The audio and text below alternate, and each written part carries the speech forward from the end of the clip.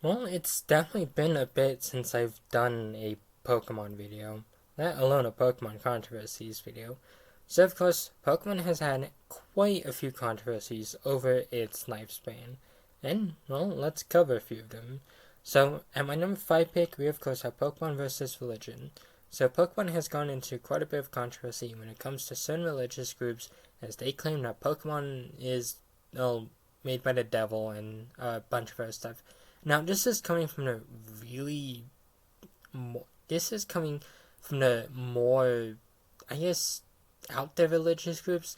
Now, obviously, not all religious people believe this about Pokemon, but there's definitely been quite a few controversies when it comes to some people really not understanding what the series is about and just kind of using it for attention to, you know, and just using it for attention for them. Next up, we of course have the banned episodes.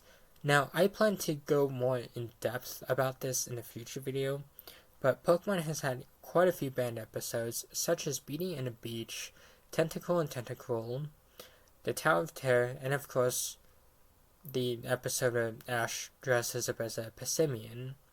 Pokemon has had a very dicey past when it comes to its banned episodes. On one hand, some aren't really understandable, but others you kind of gotta wonder what they were thinking of at that time. Next up, you of course have DLC. DLC is a very controversial subject of Pokemon.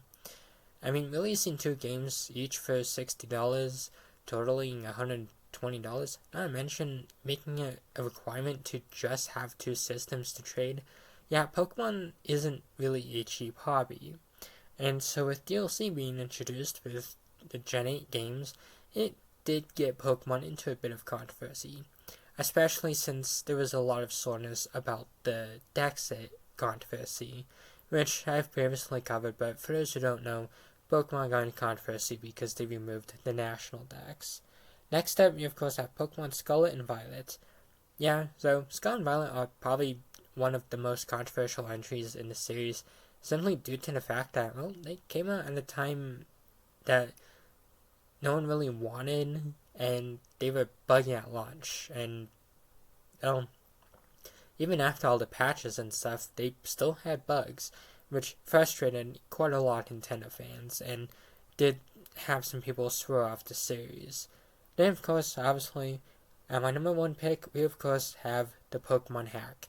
So Game Freak got hacked last year, and it riled up some controversy.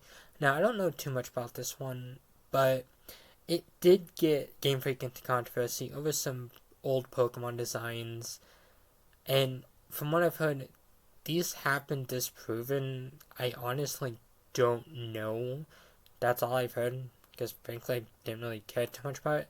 But yeah, so Game Freak got into controversy over that.